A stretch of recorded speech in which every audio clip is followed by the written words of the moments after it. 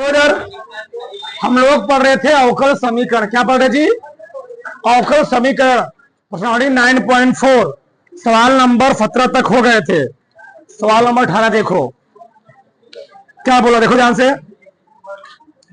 18 number, एक वक्र के किसी बिंदु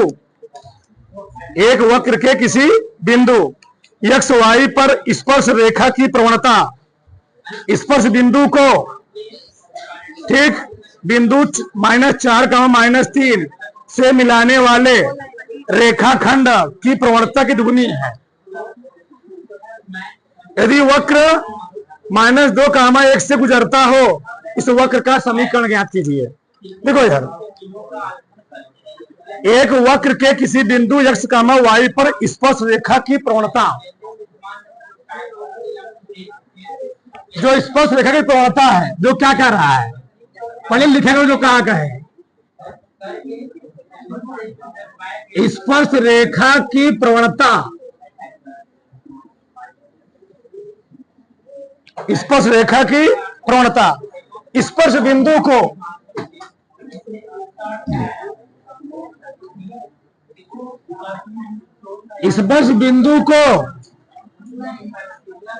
बिंदु -4, 3 से मिलाने वाली रेखा की प्रवणता, से मिलाने वाली रेखा की प्रवणता की दुगुनी है। स्पर्श रेखा की जो प्रवणता है वह स्पर्श बिंदु को बिंदु -4, -3 से मिलाने वाली रेखा की प्रवणता की, इसकी प्रवणता की क्या गुनी है? 2 गुनी। एक चीज कह रहा है इसमें, ठीक। अब प्रॉब्लम क्या है, अगर हमको 2 बिंदु दिए गए हों, मान लो एक बिंदु यहां है x1, y1, दूसरा बिंदु यहां है x2, y2। इसकी जो प्रवणता का सूत्र होता है, पढ़े हो 11th में, y2 माइनस y1 बटे x2 माइनस x1। 2 बिंदु दिए गए हो, 2 बिंदुओं से होकर प्रवणता कितनी होती है? y2 minus y1 x2 minus. तो स्पर्श रेखा की प्रवणता तुमको मालूम है, स्पर्श रेखा की प्रवणता क्या होती है? dy बाई dx का बताया था, तो इधर लिखो dy बाई dx 2 गुणे स्पर्श बिंदु क्या? x, y। भैया मतलब x, y और -4, -3 की प्रवणता, ऐसा समझो, की प्रवणता ऐसे x, y और -4, -3 की dy बाई dx बराबर 2 गुणे इसकी प्रवणता निकालो y2। चाहे इसको हमेशा, चाहे तुम इसको x1 y1 मान लो, चाहे इसको तुम x2 y2 मान लो, चाहे इसको x1 y1 मान लो, चाहे इसको x2 y2 मान लो, इससे कोई दिक्कत नहीं। मान लो मैंने इसको क्या मान लिया? x2 क्या मान लिया? ये क्या है? y2। ये क्या है? x1। ये क्या है? y1। पहले क्या रखेंगे? y2। तो y2 कितना है? y माइनस y1 कितना है? बट कोई मान सकते हो, कोई उल्टा उत्तर आएगा। x2 कितना है? x1 कितना है? dy बाई dx बराबर 2 गुणे क्या बताओ? y plus 3 x plus 4। x वाले समाज एक तरफ, y वाले समाज एक तरफ। ठीक, dy ऊपर ऐसा ही है, dy ऊपर रहने दो। dy y प्लस 3 बराबर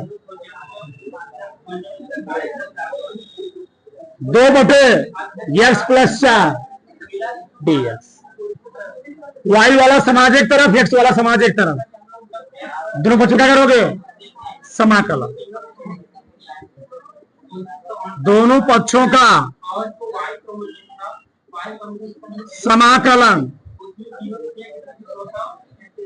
करने पर इंटीग्रेशन 1/y+3 dy बराबर 2 बाहर निकाल लो, integration 1/x+4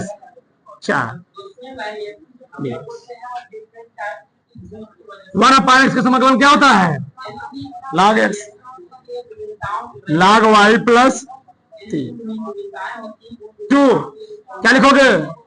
log x plus, मैंने बोला था अगर दोनों तरफ log आ रहा है और कोई फलन नहीं आ रहा है, उस कंडीशन तुम क्या अचर पद के रूप में लोगे? आपसी नहीं लिखोगे log। इस दो को यहां ले जाओ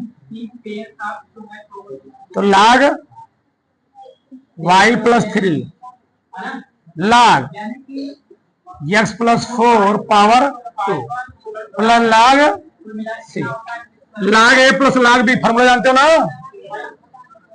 इधर लिख रहा हूं मैं, log y+3 बराबर log x+4 फिर का स्क्वायर इंटू सी। लाख से लाख क्या हो गया जी? कट गया। क्या बचा? y+3 बराबर x+4 का स्क्वायर इंटू सी। समीकरण 1। बिंदु हमको दिया गया, जिस बिंदु से गुजर रही है वक्र -2 का मान 2, परंतु -2 का 1 से गुजरती है, या वक्रवा इस बिंदु से गुजरती है, या बिंदु इसको करेगा? संतुष्ट करेगा। से गुजरती रख दो।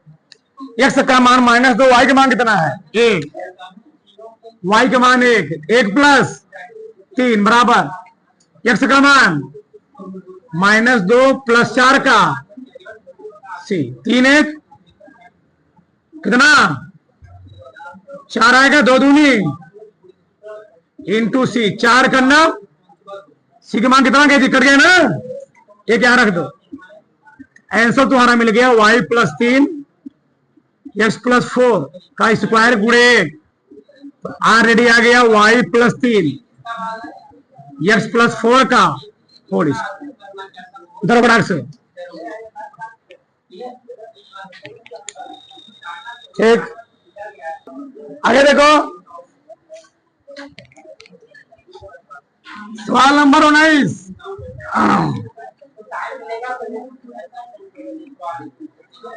एक गोलाकार गुब्बारे का आयतन जिसमें हवा भरकर फुलाया जा रहा है। एक बैलून है, उस बैलून को हवा भर के फुलाया जा रहा है, ठीक। स्थिर गति से बदल रहा है। क्या बदल रहा है? मतलब उसका आयतन स्थिर गति से बदल रहा है।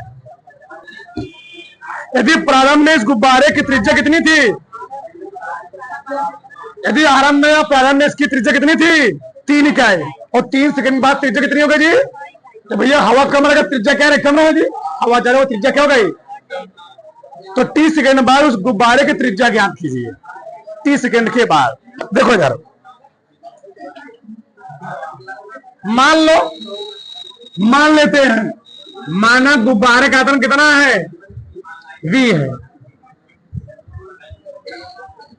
माना गुब्बारे का आयतन कितना है जी? v है। अगर तुम हिंदी समझ के सब सवाल लगा लोगे, बस हिंदी समझना होता है इसमें। अब कह रहा है जिसे हवा भर के फुलाया जा रहा है और स्थिर गति से वह बदल रहा है, यानी उसका आयतन क्या होगा? स्थिर गति से। स्थिर गति से तो बदलने मतलब क्या है? dv/dt क्या है? कांस्टेंट है। क्या है जी? कांस्टेंट है। आयतन लिखोगे क्योंकि आयतन स्थिर गति से बदल रहा है, क्या लिखो बोलो, dB अपान dt, चाहे ए ले लो चाहे के ले लो, कुछ ले लो, स्थिर गति मतलब क्या, कांस्टेंट है। dB अपान dt मान क्या है, कांस्टेंट है। ये बोल रहा है आयतनवा जो है आराम आराम से स्थिर गति से बदल रहा है, स्थिर गति से। तो dB अपान dt बराबर क्या मान लिया मैंने, के गोला है, बलून क्या है, गोला, मतलब गोले का आयतन क्या होता है, 4/3 पाई आर क्यूब बराबर के। हमको आर का मान निकालना, जब तक आर आएगा नहीं तब तक हल होगा नहीं। तो आर आ चुका है, तो कांस्टेंट इसमें क्या है, 4/3 पाई, 4/3 पाई को बाहर निकालो, क्या बचेगा, डी अपान डी टी क्या, आर क्यूब बराबर जी के को उधर करो, डी टी उधर करो, डी टी उधर करो, 4/3 पाई, सही है।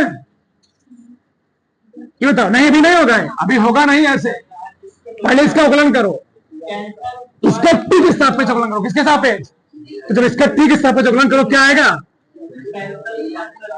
3r²।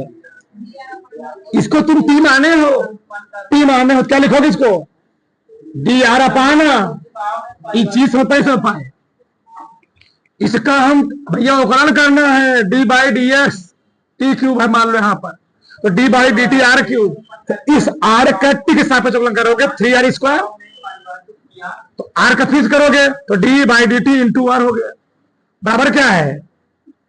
इतना बात समझ नहीं समझ में आई, फिर समझाएं, आर का टी के सापेक्ष अवकलन करो तो भूल गए कहा, 3r² D R upon D T आ गया, ठीक, 3 काट दो, क्या बचा, 4 पाई r², डी आर ए रहने दो, डी टी उधर चला जाएगा आराम से, क्या हो जाएगा, के इंटू आर वाले फैमिली एक तरफ, टी वाले फैमिली एक तरफ कर दो, बस क्या करेंगे, दोनों पक्षों का समाकलन, दोनों। अगर यहां पे न समझना फिर समझाए हम, जिसको कहीं डाउट बताओ, दोनों पक्षों का क्या करने पर, समाकलन करने पर, तो इंटीग्रेशन 4 पाई r² डी आर बराबर इंटीग्रेशन के इंटू डी टी, अचर पर बाहर निकालो, 4 पाई बाहर निकलेगा, r² इंटू के बाहर निकलेगा, 1 इंटू डी टी, आर का आर के सापेक्ष समाकलन करना है, आ जाएगा r³ बराबर, यहां क्या होगा, के इंटू टी प्लस क्या आ जाएगा, समीकरण रुके रहोगे, इसको लिखो 4 पाई 4/3 पाई r³ बराबर क्या है जी, कि टी प्लस टी, समीकरण क्या हो गया है, 2,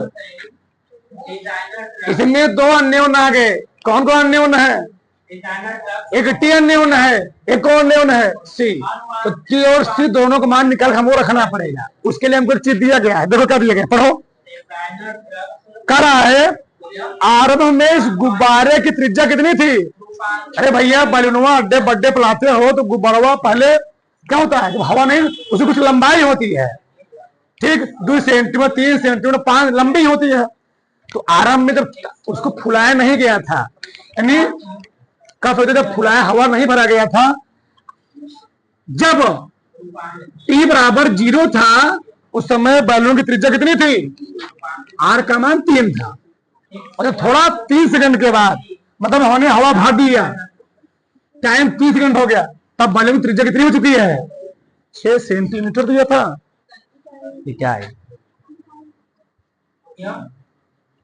अच्छा ही क्या ही होगा ये भाई, ये कॉमन सेंस की बात है, स्टार्टिंग जो हवा नहीं भरा गया टी बराबर 0 पर त्रिज्या 3 इकाई, हवा भर दिया 3 सेकंड के बाद कितनी इकाई होगा इसकी त्रिज्या बढ़ जाएगी। बस इन दोनों मानों को हम आराम आराम से रखेंगे, यहां से हमको टी और सी का मान आराम से मिल जाए। पहले ही वाला मान रखो, ही वाला रखो। जब टी बराबर 0 तथा आर बराबर 3 इकाई, क्या निकलेगा? रखो 4/3 पाई आर।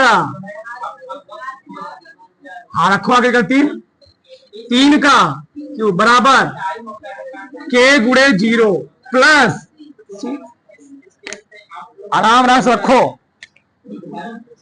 4/3 पाई 27 सी 3 तिहाई 3 नवा 9 चौक सी बराबर आ गया 36 पाई। एक मिल गया।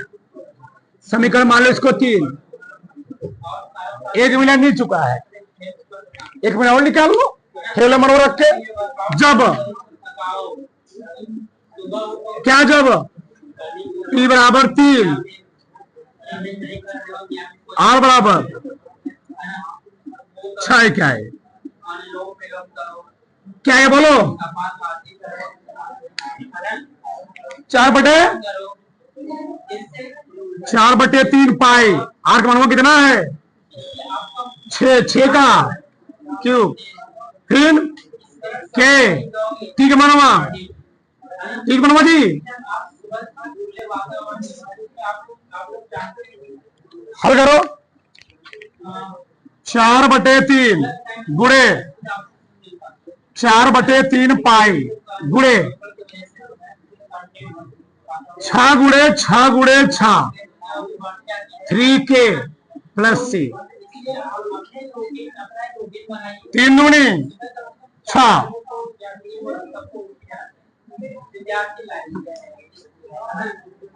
3 दूनी 6 काटो 6 36 दूनी 72 72 चौका 4 दूनी 8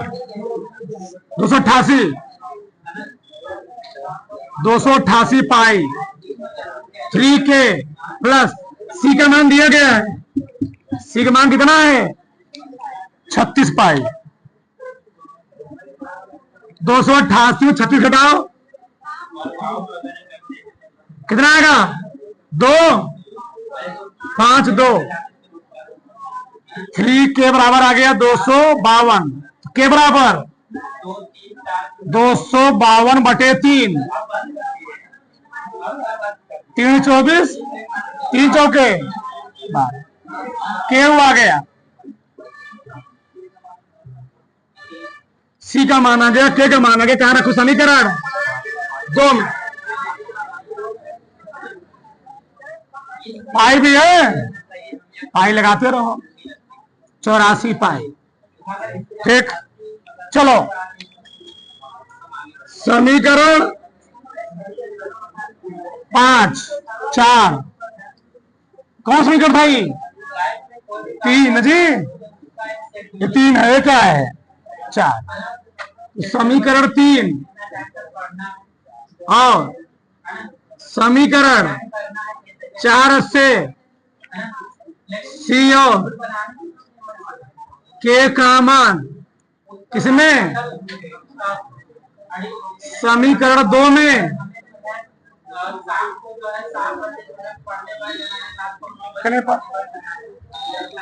बताओ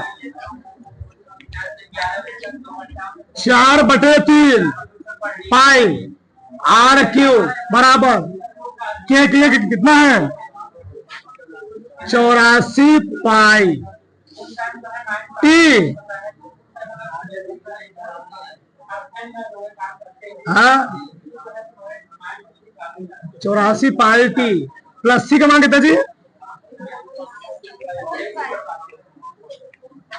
36 पाई। सही चल रहा है? सही तो लग रहा है। करो आगे, हमको आर का मान निकालना है। और आर का मान किस पदों में निकालना है? टी के पदों में। चलो 4/3 पाई आर का क्यूब, कुछ कॉमन है, कॉमन लो, क्या कॉमन आएगा? 12/84 ना जी, 12×36 12 पाई 7 पाई प्लस 7t प्लस 3, 4 तिहाई 12, पाई से पाई कट गया, आगे आर क्यूब बराबर 3 तिहाई 9, 7t प्लस 3, आर क्यूब बराबर 9 फतेह 63, 9 त्रिक, हमको निकालना आर का मान, जब आर उतरेगा क्या बन जाएगा? 63t प्लस 27, पावर क्या हो जाएगा जी? 1/, यही आना चाहिए इकाई। उदाहरण फटाक से आर का मान निकालना था। आगे देखो, समझो,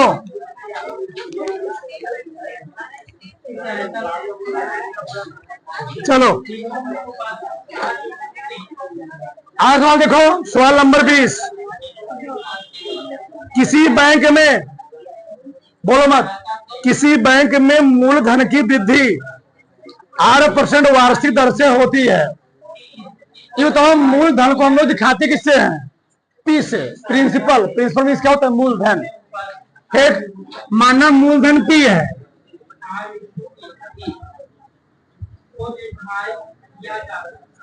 माना मूलधन कितना है जी? पी है। तो लोग जानते हो, अगर हमको वृद्धि दिखाना, क्या दिखाना हो? मूलधन में वृद्धि, ब्याज में वृद्धि, समय में वृद्धि, तो वृद्धि को दिखाने के लिए करा कि मूलधन में वृद्धि लिख रहा हूं मैं, मूलधन में वृद्धि, किसी बैंक में मूलधन की वृद्धि 8% वार्षिक दर से होती है।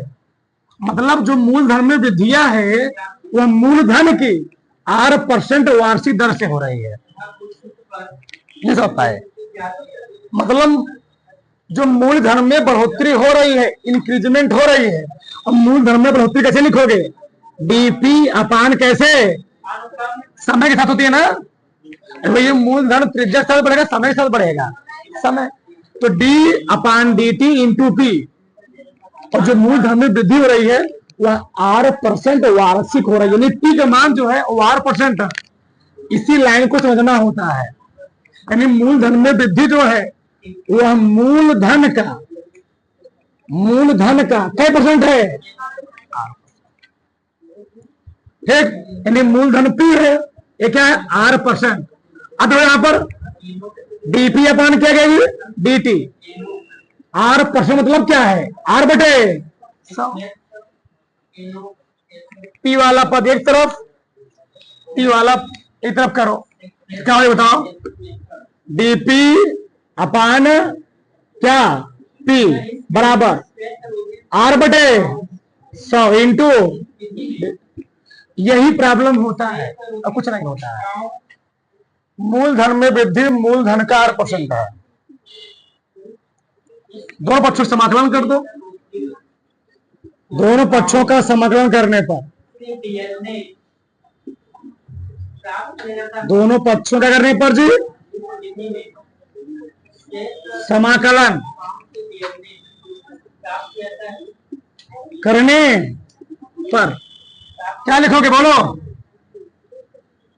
1/p dp बराबर इंटीग्रेशन 8/100 dt। पहले एक बार और लिखो, 1/p इंटू dp, क्या बाहर निकलेगा यहां से? 1 इंटू dt लिखोगे।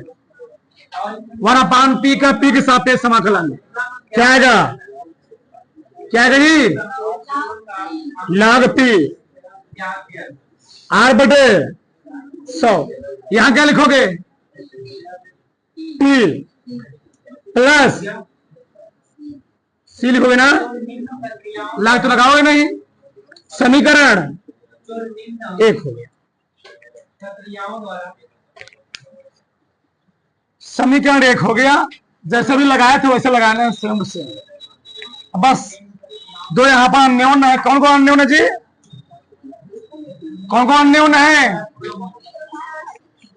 हाँ, यदि 100 रुपए 10 वर्षों में दोगुने हो जा रहे हैं, नहीं हमें कहा चला गया, सही है, 100 रुपए 10 वर्षों कितने हो गए? आर का मान फिर बताना है।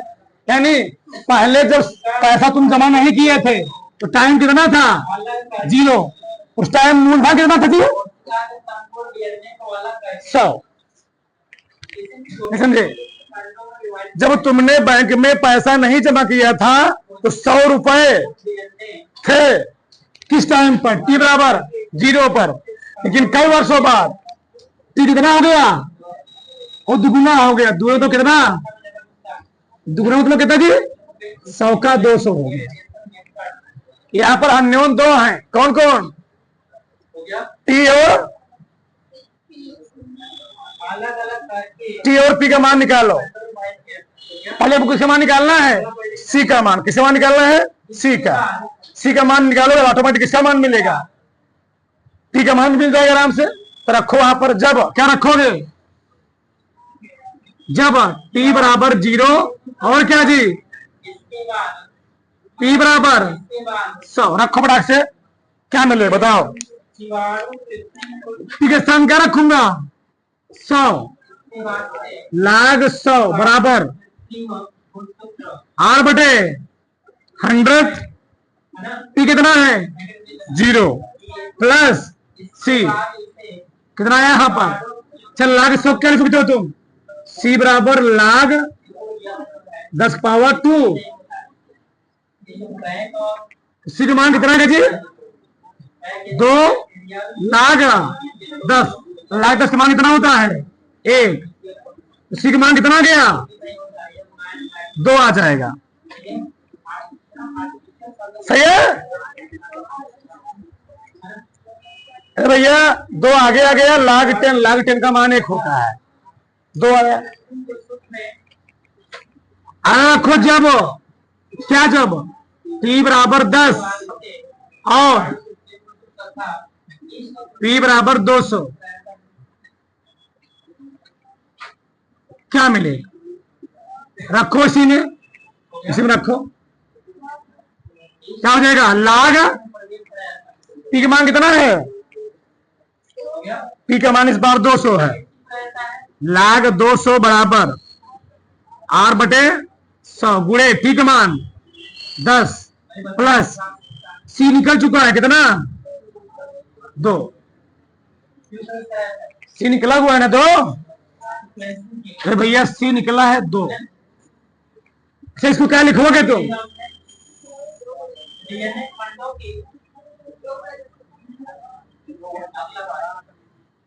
हाँ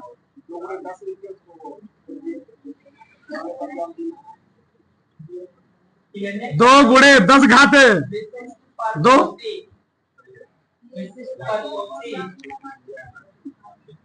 आर बटे कटेगा ना है?